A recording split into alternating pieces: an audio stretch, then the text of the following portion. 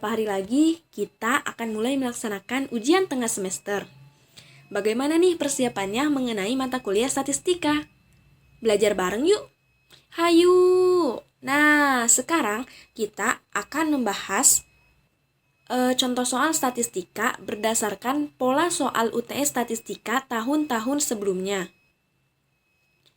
Contoh soal yang pertama. Biasanya berhubungan dengan sajikan data tersebut ke dalam distribusi frekuensi. Di bawah ini menunjukkan banyaknya produk X yang dihasilkan oleh 40 perusahaan manufaktur di Kota Wuhan selama bulan Februari 2019 sebagai berikut. Nah, ini datanya teman-teman. Sajikan data tersebut ke dalam distribusi frekuensi dengan menggunakan ujung bawah kelas interval pertama dari data terkecil. Nah, teman-teman, untuk memudahkan kita dalam mengerjakan soal ini, lebih baik kita mengurutkan terlebih dahulu data ini dari nilai yang terkecil ke nilai yang terbesar. Di sini nilai terkecilnya 119 dan nilai terbesarnya 176. Langkah-langkah kita membuat distribusi frekuensi adalah yang pertama kita tentukan R-nya atau rentang. R sama dengan data terbesar kurangi data terkecil. 176 kurangi 119. Hasilnya adalah 57. Jadi, rentangnya adalah 57. Langkah kedua adalah kita menentukan banyaknya kelas interval. B sama dengan 1 ditambah 3,3 log N. Banyaknya data ada 40, hasilnya adalah 6,28. Dan kita mengambil ke atas. Jadi, banyaknya kelas interval adalah 7. Langkah ketiga adalah kita menentukan panjang kelas interval. P sama dengan R per B, 57 per 7. Hasilnya adalah 8,4 dan kita mengambil ke atas. Jadi panjang kelasnya adalah 9. Langkah keempat, kita menentukan ujung bawah kelas interval pertama. Di soal ketentuannya adalah dari data terkecil. Jadi, ujung bawah kelas interval pertama adalah 119. Kalau udah sampai tahap ini, langkah selanjutnya adalah kita membuat tabel distribusi frekuensi. Dan ini dia, tara! Ini adalah daftar distribusi frekuensi yang dimaksud. Nah, teman-teman, itulah pola soal yang pertama. Dan itulah langkah-langkah kita membuat daftar distribusi frekuensi. Selanjutnya, ke contoh soal yang kedua. Berikut ini data penelitian terhadap 80 perusahaan. Diketahui besarnya modal perusahaan tersebut pada bulan Desember 2018 sebagai berikut.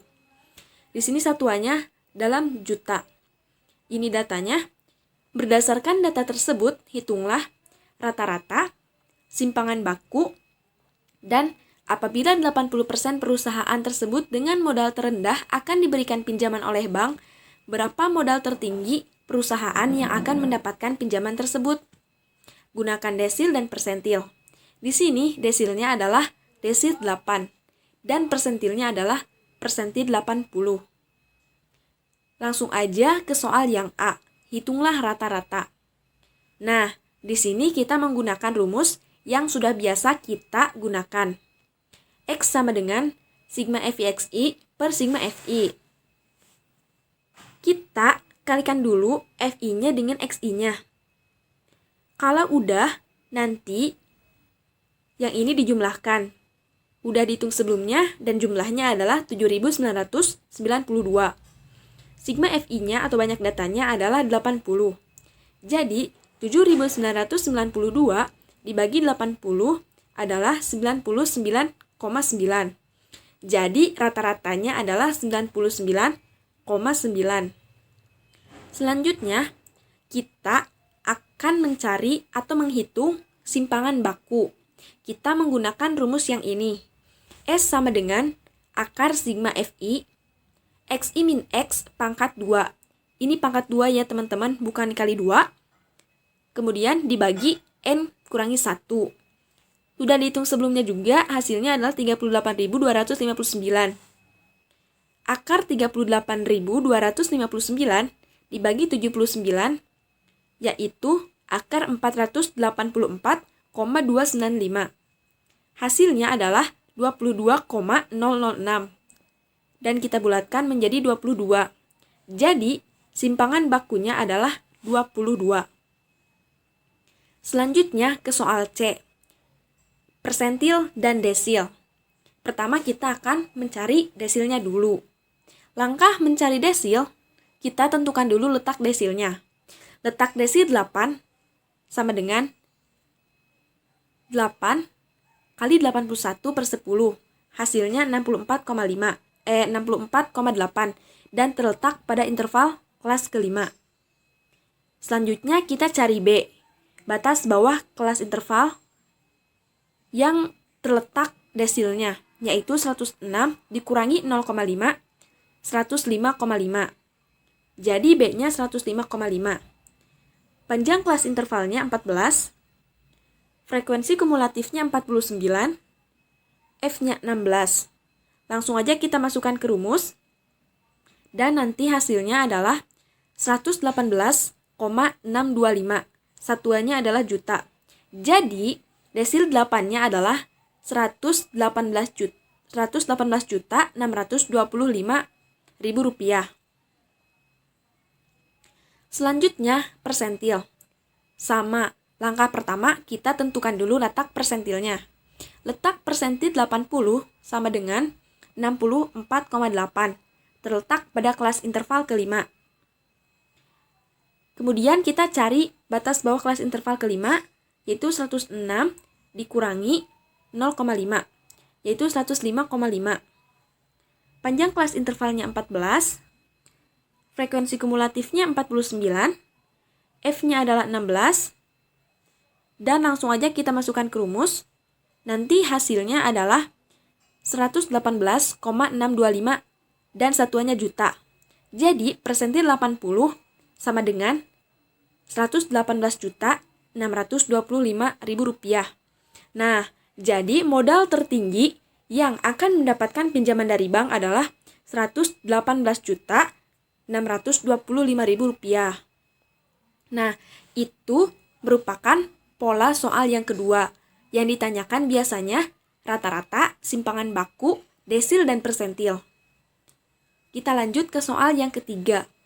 Berikut ini harga 3 jenis saham pada 24 April 2019, 25 Juni 2019, dan 26 Juli 2019 sebagai berikut. Ini datanya.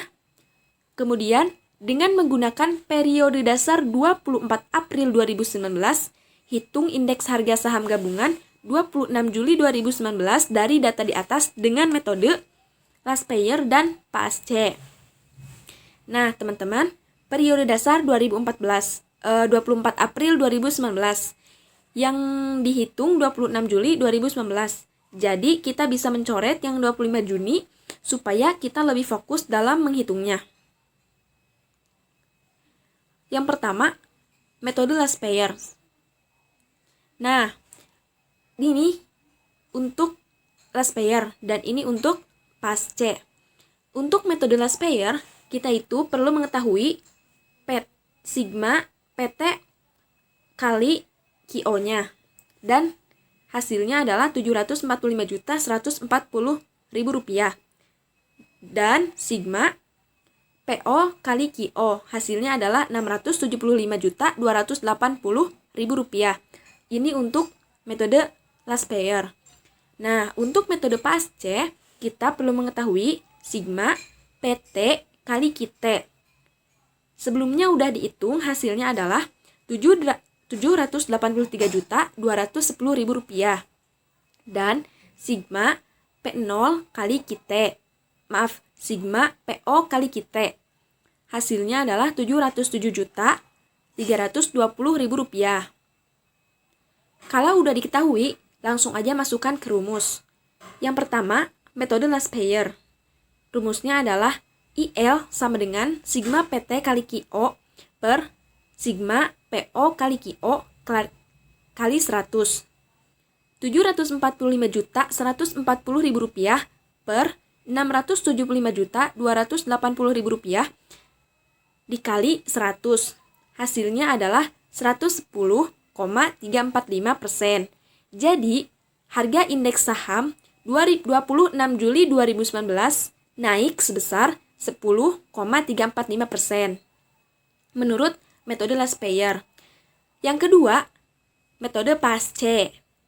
Rumusnya IP sama dengan sigma PT kali QT per sigma PO kali QT kali 100. 783.210.000 per 707.320.000 kali 100. Hasilnya 110,729%. Jadi, menurut metode PASC, harga indeks saham 26 Juli 2019 naik sebesar 10,729%. Nah, teman-teman, itulah tadi pola-pola soal UTS statistika berdasarkan soal UTS statistika tahun-tahun sebelumnya. Mungkin itu saja yang bisa disampaikan. Sekian belajar kita kali ini. Selamat UTS, semangat UTS. Terima kasih.